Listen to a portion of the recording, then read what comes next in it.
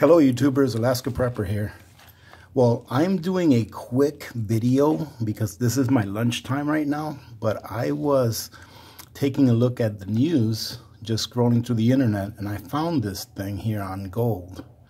So I'm not talking really loud because I'm in my office, I have my door closed, but I thought I'd read this real quick for you guys, okay? And as you can see, it says, central banks are on the biggest gold buying spree in a half century.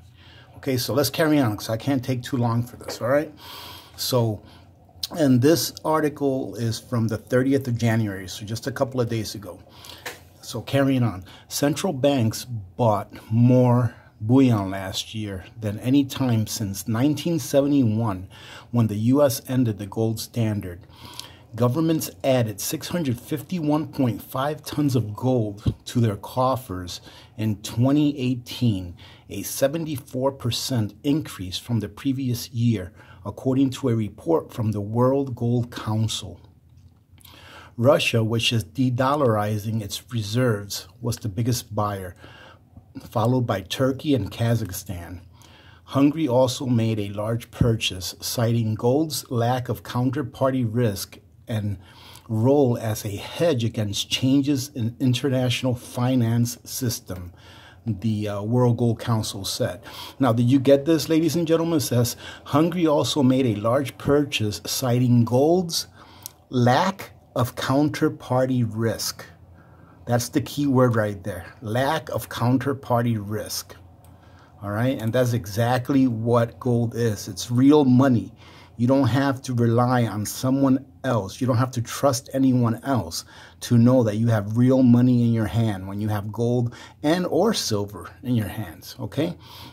So now carrying on, it says, central banks chose to significantly increase their gold reserves, reinforcing the importance of gold as a reserve asset, the World Gold Council said. Central banks are expected to acquire an additional 600 tons this year, according to the consulting firm Metals Focus Ltd. The buys, which will help the banks diversify their foreign exchange assets in a time of extraordinary political volatility, signal a growing confidence in the metal's value moving forward. The banks were not net buyers even a decade ago, said Juan Carlos Artigas, Director of Investment Research at the WGC, in a telephone interview. As their foreign reserves expand, they are increasingly diversifying away from pure dollar exposure. So they're pretty much diversifying and trying to hedge their exposure to fiat currency with precious metals. Slowing global growth, a weaker U.S. dollar, and a drive by central banks to expand the amount of gold they hold could be a winning trifecta for investors seeking a recovery in the metal's price after its first annual loss in 3 years. Gold prices ended 2018 little changed, but rallied toward the end of the year amid concerns about Brexit, a falling stock market, and expectations for a less aggressive U.S. monetary policy. The trend has continued this month, with bullion climbing to the highest since May. It's like I've said, ladies and gentlemen, I consider precious metals a hedge against fiat currencies and a hedge against governments. And when I say a hedge against governments, I mean a hedge against geopolitical uncertainty, okay? So I have another little thing to show you here. Let me go ahead and move this down here. So if you guys read down here, it says gold global demand rose 4% to 4,345.1 tons. All right, they're talking about 2018. Bar and coin demand rose 4% to 1,090.2 tons, with coin purchases at a 5-year high. All right, and look, people are moving out of ETFs. Global ETF inflows fell 67%, but were up for the year in Europe, which this is saying is that people are starting to get rid of their paper gold and converting it to real gold. And then it says that jewelry demand was steady and total supply was little changed. Now, I wanted to show you this, ladies and gentlemen. It says here that global demand rose to 4,345 tons, right? So check this out. This is the latest chart that I could find on global production of gold. So in 2017, the global production of gold was right here. If you guys take a look, was around 3,150 tons. All right, so around 3,150 tons. Okay, and the demand is 4,300 tons. So we are at about a 1,200 ton deficit.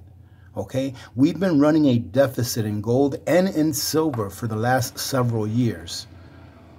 All right, ladies and gentlemen, so why am I putting this out there? Because who is doing this? Who are the net buyers of all of this gold?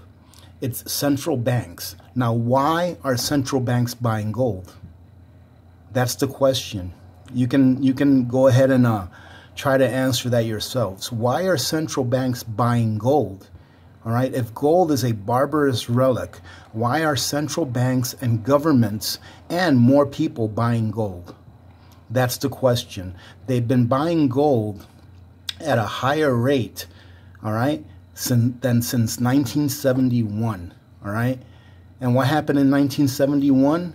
We were taken off of the gold backing, or the gold standard, Bretton Woods standard, okay? And all of a sudden, now for the last few years, central banks have been buying gold, okay? And I don't really look at the price of gold very much, or silver.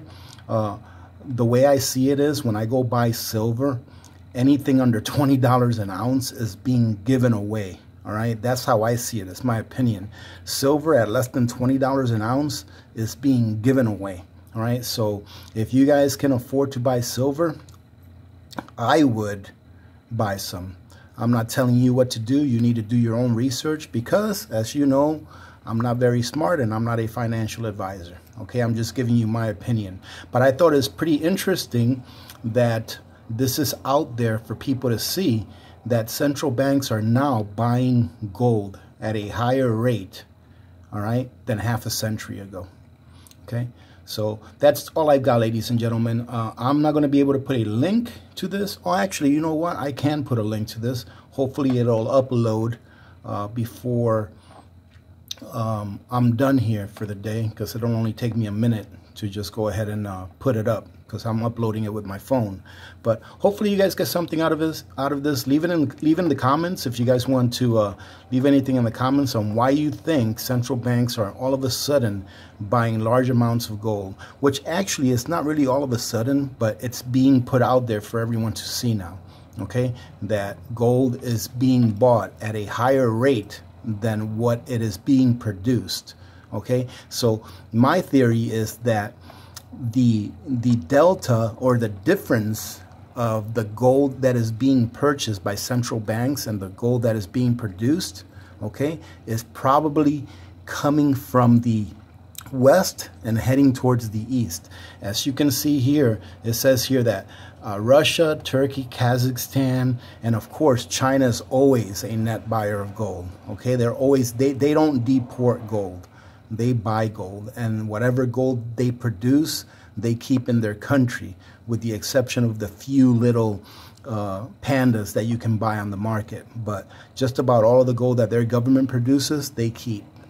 All right, so this here is telling you, if you really read between the lines, this here is telling you that there is a transfer of wealth really from the west to the east. Okay, and the question is, why are all of these banks buying so much gold? Why now? Okay, ladies and gentlemen, that's the question. All right, so let me go ahead and take off. I hope you guys are having a good Friday today. All right, I'm going to be working on tomorrow's video tonight. I think it's going to be a good one, so hopefully we'll have a good time on the live chat. As always, 8 o'clock in the morning, Alaska time. If you guys want to join in, I'd appreciate it. It'd be a lot of fun, like we always have a lot of fun on the chats. All right, ladies and gentlemen, having said that, remember to be good to each other. When good people do good things happen. Remember to reach one, teach one, And repeat, if we all did this, the world would be a better place, and you know that it will be a better place. Many blessings to all of you and your families. This is Alaska Prepper, and I'm out.